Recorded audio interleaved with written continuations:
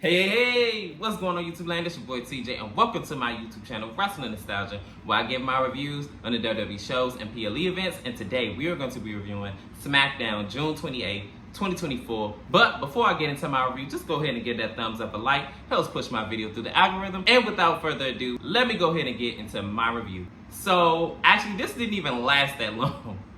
So we open up with the new bloodline with Paul Heyman, and Paul Heyman says, not that you have to answer to me, Solo, but where's Jacob Fatu? So he doesn't even answer him. He just pat him on the chest and just say, hey, let's go. So they get out to the ring, and before they even hit, they didn't even get to step foot into the ring until commotion went on in the back. And this is when we see on the Titantron, Cody Rhodes, Randy Orton, and KO, and they are charging at the new bloodline. And they wipe the mat with the new bloodline and they send them packing out of the ring. I was like, goodness gracious, like they got beat on. I was like, yeah, that Jacob Fatu stimulus packet would have looked real nice tonight, huh? But right before the commercial break, they say, hey, we're just getting started and all this motion is going on. And I'm all like, yeah, it just started and we're already ending. SmackDown is lit, I'm loving it, and we're about to see what's going to happen throughout the night. So when we get back in the ring, KO, Randy Orton, and Cody Rhodes are still in the ring causing a ruckus. They're beating up the security guards and the officials, and they're laying waste to them. RKO here, Stunner here, Crossroads there. It's just everywhere destruction. And even Nick is speechless of this sight of chaos, and Cody Rhodes is saying, this is what you guys wanted, right? This is the best part of the show. And I'm like, finally, we get to see a new edge to Cody Rhodes, because I got tired of this whole good guy, I see you at the PLE event thing. Like, it just was not working for me. But we're going to see what's going to happen later tonight. In this next matchup, it is a triple threat match for the spot and the Money in the Bank ladder match. Jade Cargill versus Tiffany Stratton versus Candice LeRae. So early on, Candice and Tiffany Stratton decided amongst each other that they were going to go ahead and jump Jade Cargill. It doesn't work for about a half a second, but then they ended up, getting her down on the ground and kicking her, stomping her out. Then they try to do a double suplex. It works. And I believe the second time when they try to do it, it doesn't work. So she double clotheslines them, and now she's in firm control. This is when Nia Jax comes out after a couple of moves later, and Jade Cargill, like I said, is in control. Nia Jax comes out. But also, Bianca Belair comes out as well. So I'm like, okay, this how we gonna have it? This what we doing now? But now we go into commercial break. So in the conclusion of this match, Tiffany Stratton and Candice LeRae are still beating down on my girl Jade Cargill. Not cool. So Candice LeRae decides that now is the time to go ahead and go against her temporary partner Tiffany Stratton, and she winds up clotheslining her, and then they go at it for a bit. Then she almost gets a near fall on Tiffany Stratton. Jade Cargill breaks it up.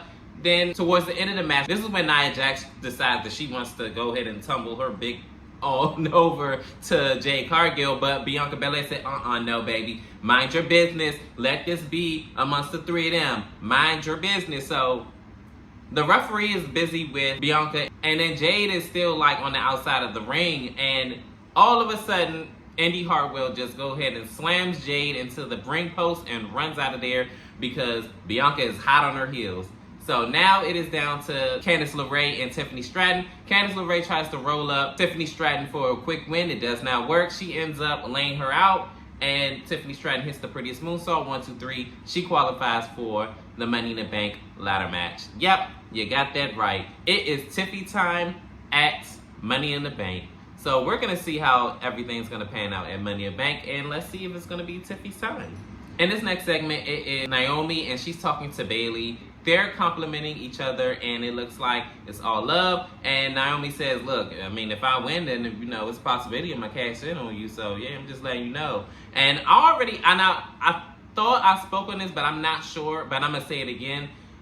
I would not mind a heel turn from Naomi, at all. And if it does happen and she wins the Money in the Bank and she kind of, do her little heel run and she cashes in on Bayley, I'm here for it. And honestly, to be real, I feel like it's time for a character change. So if Naomi winning the Money in the Bank leads to a heel run, I'm here for it. In this next segment, it is The Pride, aka Street Profits and B-Fab, and they're coming in the office because they want to get their lick back from the New Bloodline. And Nick Aldis says that it can't happen tonight because he promised that they were going to have like some type of ceremony or something like that. But this is when Pretty Deadly comes in, and I'm like, Pretty Deadly haven't been seen since WrestleMania weekend when they had their little segment that they had that was pretty pointless. But hey, it is what it is. And they said something about pitching about Pretty Deadly the musical, and I'm like, who the hell asked for that? Like, what are we even talking about? Like, I'm trying to figure out what the fuck do you got going on. Are you okay? So the Street Profit says, you sit up there piping in y'all own crowd noise like we in a pandemic era. How about this, Nick Atlas? It's going to be the Street Profits versus Pretty Deadly. And the Pretty Deadly like, no, we want to do our musical. So Nick Atlas says, yeah, I like that. So let's go ahead and do that match. And I'm here for it because I wasn't going to be here for no damn musical. Like, on to the next with that one. But we're going to see what's going to happen later tonight. In this next segment, it is Solo and Paul. And Paul is still asking Solo, where is Jacob Fatu? And he says that he's not here tonight because what's the point of having a wise man if I'm not going to listen to him? You said that he's too dangerous, so he's back at home. I don't know how I feel about Jacob being left, but we're going to see how that's going to work out. In this next matchup, it is a triple threat match for a spot in the Money in the Bank match. It is LA Knight versus Santos Escobar versus Logan Paul. So in the beginning, Logan Paul and Santos Escobar tries to gain up on LA Knight. It doesn't work. He winds up, weathering the storm with both of them for about a half a second. And then they wind up tag teaming up on him up until the commercial break when Logan Paul wound up taking out LA Knight on the outside, and then he wound up getting taken out by Santos Escobar. And then we go to commercial break. After commercial break, this is when, towards the end of the match, Logan Paul looks like he was going to get brass knucks again. Like, can he have another? Can you do something else? Can you do something else? Yeah, that's all you can say. Can you come up with something else? Can you come up with something? Yo, he wound up getting one of the basketball. I guess he plays basketball. I don't know who this guy is. I think his name on the shirt said Tyson, so I'm going to just say his name was Tyson. He wound up getting brass knucks from Tyson, or was about to. And this is when somebody else, I guess, from the basketball team wound up coming out. It was like, we ain't going to do that tonight. So then a little hustle-tussle later, this is when Logan Paul tries to roll up LA Knight. LA Knight winds up beating him at his own game and rolls him up and uses his Tyson 1, 2, 3. He wins this match. After the match, this is when basketball players and the WWE superstars wind up like having a standoff, but Logan Paul and Tyson wind up getting out the ring and leave LA Knight and the basketball player in the ring alone. In this next matchup, it is the triple threat match for the spot in the Money in the Bank ladder match. Blair Davenport versus Naomi versus Indy Hartwell. So in the beginning of the match, it looks like Indy and Blair are trying to formulate a game plan to gain up on Naomi. Naomi sees it coming and she winds up like trying to get ahead of the mile and drop kicks them and winds up doing a few moves. This only works for about a little bit until they both catch her and then throws her. And then towards the commercial break, this is when Blair Davenport, while Naomi is grabbing onto the ropes, Blair Davenport winds up doing a double stomp. And then this is when her and Indy Hartwell get into it, and then she takes her out as well. In the conclusion of this match, Indy Hartwell takes out Blair Davenport on the outside of the ring, and she tries to go after Naomi. It works for about a second until Jade Cargill comes out and gets her measure of revenge on Indy Hartwell, and then beats her up, and then slams her head onto the ring post, and then throws her in the ring. And then this is when Naomi ends up doing a full Nelson driver, and then wind up rolling her up. And 1, 2, 3, Naomi is going to Money in the Bank, and I'm so happy about this. Naomi deserves it, and hopefully she wins this Money in the Bank match, because like I said, this would definitely renew her character, definitely if it's going in a heel persona, and she definitely deserves it because it's been a long time coming and she haven't really done anything noteworthy as of yet, and her winning this Money in the Bank would definitely do it for her. And finally, we are here at our main event, the New Bloodline.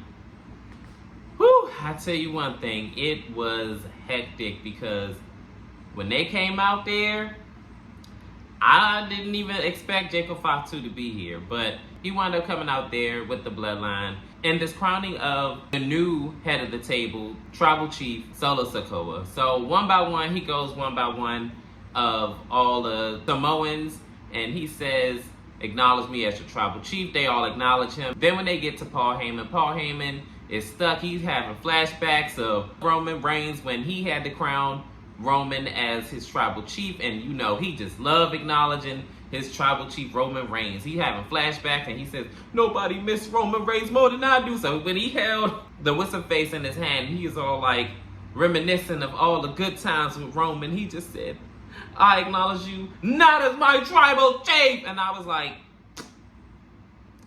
you know you done fucked up, right? I'm saying that you done fucked up now. You know that, don't you? Yeah. You know you done fucked up, don't you? Yeah, you know you done fucked up, right? Yo, and then the beat down ensues. I tell you, Paul, I know that your allegiance lies with Roman Reigns, which you should have played the game, because you the big time and you the royally, because you wind up getting beat down by all the Samoans. They wind up beating him down, and then got to the point they put that man through a table. Woo! I tell you one thing, I hope he ain't had no heart attack after that, because baby, I'm telling you, I don't, like, at his big old age, I'm surprised that he agreed to do, like, this spot. He's definitely a soldier of the game, because I'm not taking no bumps like that after 50, to be honest. Probably, like, 50 at best. But kudos to that man, and that's all I had for you guys. This SmackDown was really, really good, actually. How did you feel about SmackDown? Comment down below, and like always, like, share, and subscribe. Help me grow my channel. It is greatly appreciated. It helps push my video through the algorithm with all those things. And as always, peace, TJ. I'm out.